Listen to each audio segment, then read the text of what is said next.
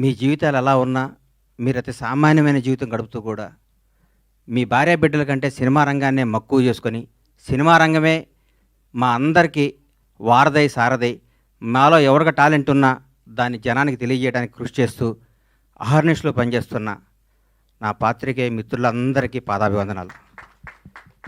మీరు చేసే కళామ తల్లి సేవలో మీరు చేసే కష్టంలో మీరు ఫలితం పొంది చాలా తక్కువ, మీరు అనుభవిస్తుంది చాలా తక్కువ. మీ ద్వారా మీరు రాసిన మీ చేతి ద్వారా మీరు రాసి మీ పెన్ను ద్వారా కొన్ని జీవితాలు కొన్ని అద్భుతమైన స్థాయిలోకి తీసుకొచ్చిన మీ అందరికీ మీ రుణం తీర్చుకోలేంది. మీ అందరినీ ప్రతి ఒక్క తెలుగు ఇండస్ట్రీలో ఉన్న ప్రతి ఒక్క టెక్నీషియన్ కానీ ఆర్టిస్ట్ కానీ ప్రతి ఒక్క నిర్మాత కానీ మిమ్మల్ని హృదయాల్లో పెట్టుకొని చూసుకోవాలి. ఎందుకంటే మిమ్మల్ని ప్రేమించడం తప్ప మీకు మేము ఇచ్చి కొనలేము, మీ అభిమానాన్ని మేము పొందలేము, మీ ఆశీస్సులు తప్ప. మీ అందరికీ ఫస్ట్ ఉదయపూర్వక ధన్యవాదాలు తెలియజేస్తున్నాను. ఎందుకంటే దాదాపు 7 సంవత్సరాల తర్వాత సినిమా రంగం మీడియా ద్వారా రావడం జరిగింది. మీడియా రంగంలో నాకు ఎంతో సన్నిహితులు. నేను 32 ఏళ్ల కిందట వినాయకరావు గారు నాకు ఫస్ట్ ఇండస్ట్రీకి వచ్చినప్పుడు పరిచయం. వినాయకరావు గారు, బాలరెడ్డి గారు, బిఏ రాజు గారు, మోహన్ గోటెడ్డి గారు, జగన్ గారు, ఎందరో, మన భాస్కర్ భట్ల నా స్నేహితుడు, గంగాధర శాస్త్రి గారు, అన్నీ రవి, రకరకాల మంది, ఎంతోమంది ప్రవాహం పోతూ ఉన్నారు, కొత్త వాళ్ళు వస్తున్నారు. కానీ మీకు అందే తక్కువ, మీరు పడే కష్టం ఎక్కువ. మీ విలువ తీర్చుకోలేంది, మీరు చేసే శ్రమకి వెలకట్టలేంది. మీ అందరికీ హృదయపూర్వక ధన్యవాదాలు. గబ్బర్ సింగ్. నా తల్లిదండ్రులు నాకు జన్మనిచ్చితే పవర్ స్టార్ పవన్ కళ్యాణ్ ఆయన నాకు బతుకునిచ్చాడు. పవన్ కళ్యాణ్ గారి గురించి ఎంత చెప్పుకున్నా నేను తక్కువే. నేను ఆర్థికంగా ఎంత స్థాయికి వెళ్ళినా కానీ పవన్ కళ్యాణ్ లేకపోతే నాకు ఈ క్రేజు ఈ పేరు ఉండేది కాదు. మామూలుగా చిన్న చిన్న వేషాలు వేస్తూ ఉండి అప్పటికి కూడా ఏ రోజు కూడా బండ్లా గణేష్కి క్యారెక్టర్ కావాలి, ఈ క్యారెక్టర్ బండ్లా గణేష్ అనే స్థాయికి నా జీవితంలో రావటం జరగలేదు. వేషాలు వేయటం జరుగుతూ ఉండేది, రకరకాలు ఉండేది. ఒకనొక టైంలో అప్పుడు అసిస్టెంట్గా ఉన్న మా blockbuster director Harish Shankar garu కూడా నాకు ఒక చింతకాయల రవి అనే సినిమాలో నన్ను రికమెండ్ చేసి అమెరికా పంపించారు అప్పట్లో. అప్పటి నుంచి మా సన్నిహిత సంబంధాలు మాకుండేవి. నన్ను నిర్మాతం చేశారు పవన్ కళ్యాణ్ గారు. ఒకరోజు పిలిచి ఎందుకో అన్నాడు, కానీ నువ్వు సినిమాలు చేస్తావు, నేను నిర్మాత చేస్తాను. నేను షాక్ అయ్యి, నేను నమ్మలేదు.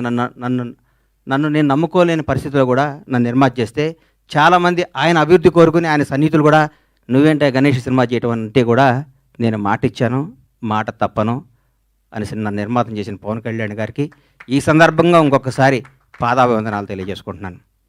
గబ్బర్ సింగ్ ఒక చరిత్ర.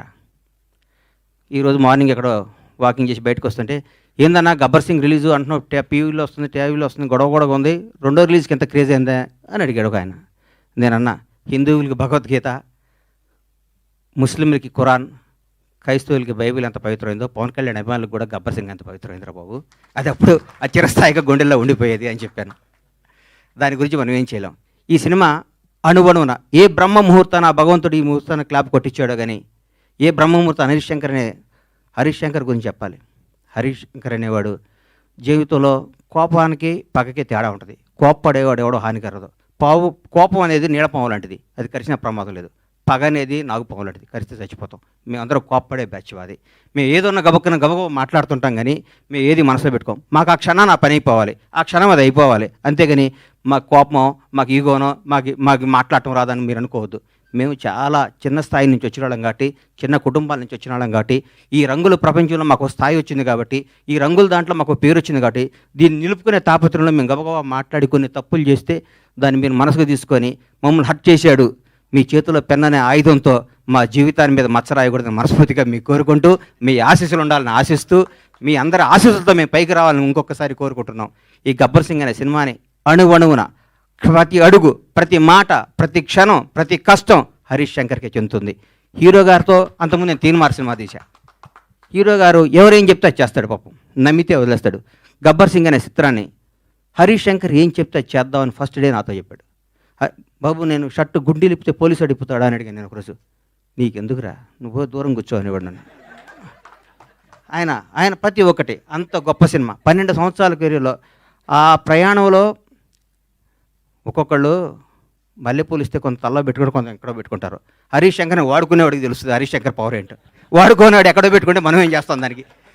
ఇప్పుడు మల్లెపూలు ఉంటాయి, కొందరు తల్లో పెట్టుకుంటారు, కొందరు దేవుడి దగ్గర పెడతారు, కొందరు ఇంకెక్కడో పెడతారు. మా హరీష్ శంకర్ అనే ఒక డైమండ్ని ఎక్కడో పెడుతున్నారు. హరీష్ శంకర్ అనేవాడు నాకు వస్తే హరీష్ శంకర్ అనేవాడు ఎక్కడితే ఆ పువ్వు అనేవాడిని ఎట్లా నేను చూపిస్తాను. నేను హరీష్ శంకర్ అనేవాడిని అద్భుతంగా ఒక సీసాలో ఒక అద్భుతమైన సీసాలో సారా పోతే సారా సీసా అవుద్ది, పాలు పోతే పాలు సీసా, అమృతంతో అమృతం సీసా అవుద్ది. హరీష్ శంకర్ అనేవాడు సీసాలు అంటాడు. ఆ సీసాలో అద్భుతమైన సినిమా కథ చేసుకుంటే హరీష్ శంకర్ తెలుగు ఇండస్ట్రీలో రాబోయే 25 ఏళ్ళు డైరెక్టర్గా నంబర్ 1గా ఉంటాడు. నాకు తెలుసు హరీష్ శంకర్ అంటే ఏంటో, నాకు తెలుసు. పవన్ కళ్యాణ్ గారి గురించి ఏం చెప్పమంటారు, ఎందుకు చెప్పమంటారు, ఎన్నేం చెప్పమంటారు. ఒక గొప్ప మానవత్వం గల వ్యక్తి, ఒక నిజాయితీ గల నిబద్ధత గల వ్యక్తి, నీతివంతుడు.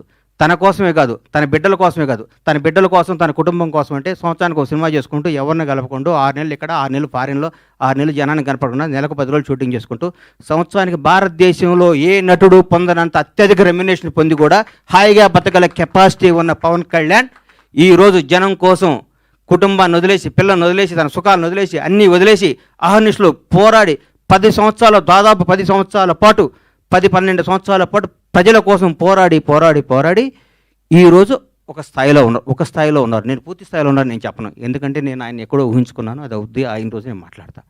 పవన్ కళ్యాణ్ ఒక నిబద్ధత గల వ్యక్తి, నిజాయితీగా బతికే మనిషి, నీతిగా బతికే మనిషి. నన్ను ఒక ఆయన, అరే హీరో పవన్ కళ్యాణ్ గారు ముఖ్యమంత్రి అయ్యారు కదా, ఒక చిన్న పని చెప్తా అన్నాడు. నేను పైనుంచి కింద చూశాను, నన్ను కొడతాడు నాయన, మన కొందరిని దూరం నుంచి చూడాలి, కొందరు దగ్గరికి వెళ్తాను ట్రై చేయకూడదు, మనకు అనవసరం అవన్నీ, ఆయన ఎప్పుడు పిలిస్తే వెళ్తాను వదిలే అని చెప్పాను. అట్లాంటి పవన్ కళ్యాణ్ గారితో గబ్బర్ సింగ్ లాంటి సినిమా తీయటం, దాన్ని రిలీజ్ చేయాలని 1 year బ్యాక్ నేను, నా మిత్రుడు మర్చిపోయాను. ఈ గబ్బర్ సింగ్ అనే సినిమాని ఎట్లా రిలీజ్ చేయాలంటే దీన్ని హీరో గారిని నాకంటే ఎక్కువ ప్రేమించేవాడు ఎవరున్నారు, ప్రేమించి ఈ సినిమా రిలీజ్ చేయాలి, ప్రేమించి ఈ సినిమా డైరెక్ట్ చేశాడు హరీష్ శంకర్, ప్రేమించి ఈ సినిమా తీశాను నేను, ప్రేమించి అద్భుతంగా మ్యూజిక్ చేశాడు దేవిశ్రీ ప్రసాద్. ప్రతి ఒక్కళ్ళు, రమేష్ రెడ్డి గారు కానీ, సతీష్ కానీ, ఆ కోడైరెక్టర్లు కానీ, మా బాబీ కానీ, రామారావు గారు కానీ, ప్రతి ఒక్కళ్ళు ఈ సినిమాకి, మా విజయ్ కానీ డైరెక్టర్ అయ్యాడు విజయ్ కానీ, ఒక్కళ్ళు కాదు, మా హనుమంతరావు గారు కానీ, మా సుబ్రహ్మణ్యం కానీ, మా అయ్యప్ప కానీ, మా ప్రొడక్షన్ కానీ, మా టీం, మా శ్రీనివాస్ గారు కానీ, ప్రతి ఒక్కళ్ళు ఈ సినిమా ఇది కొట్టాలి సార్, ఇది కొట్టాలి, ఇది పండగ. ప్రతిరోజు మా ఇంట్లో ప్రతి షూటింగ్ అంటే పండగ జరిగే షూటింగ్. ఈ షూటింగ్లో హీరో గారు గుర్రం నుంచి పడబోయాడు. ఎక్కడ మన అది ఎవరన్నది గుజరాత్లో. షాక్ అయిపోయాను నేను, కింద పడితే ప్రాణం పోయేది ఆ రోజు. పవన్ కళ్యాణ్ గారికి ప్రాణం పోయేది.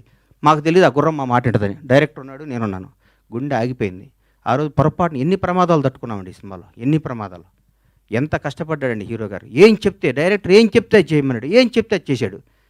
జనం దీనికి బ్రహ్మరథం పట్టారు. పవన్ కళ్యాణ్ కడుపు నిండా ఒకే రోజు బిర్యానీ, చికెన్ బిర్యానీ, మటన్ బిర్యానీ అన్ని కలుపుకొని కడుపు నిండా నిద్రపోయిన ఈ సినిమాని ఈ విధంగా రిలీజ్ చేయటం నా అదృష్టం. మా సత్యనారాయణ గారికి, ఈ సత్యనారాయణ గారిని ఎందుకు ఎన్నుకున్నానంటే, జనసేన నాయకుడు ఆయన.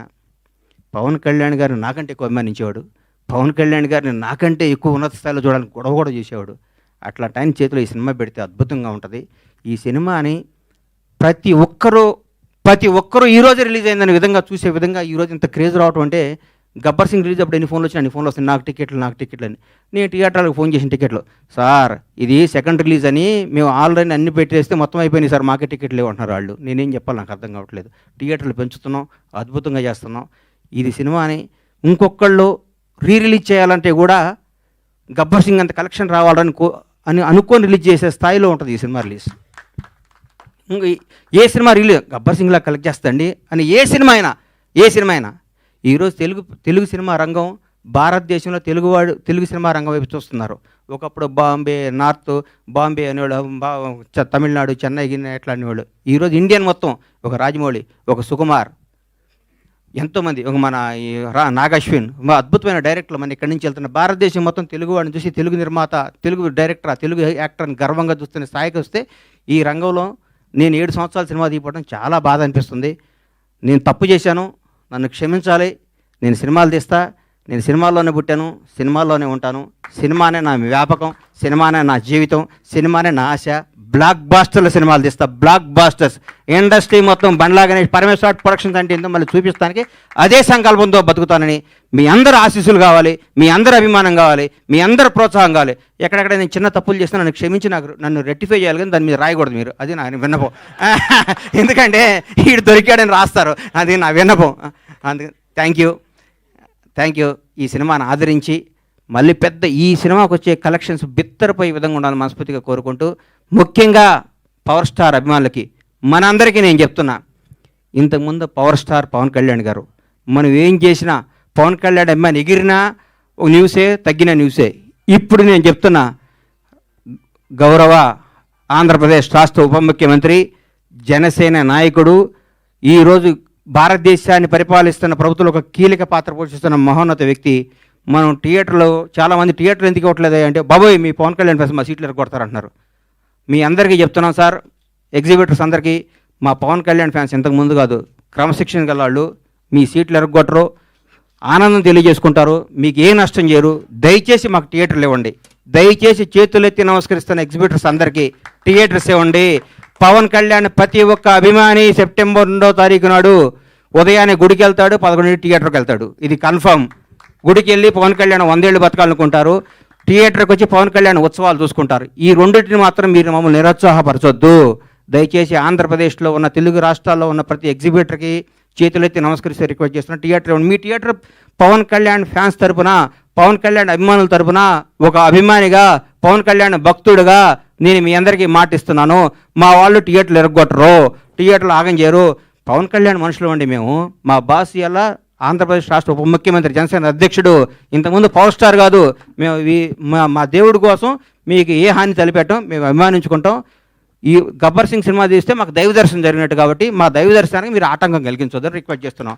ఈరోజు ప్రతి ఒక్క కార్యకర్త, తెలుగుదేశం లేదు, బీజేపీ లేదు, ఆంధ్రప్రదేశ్లో ఉన్న జనసేన ప్రతి ఒక్కళ్ళు రోజు థియేటర్లో ఉంటున్నారు. మీరు థియేటర్లు ఇవ్వకపోతే ఎట్లా సార్?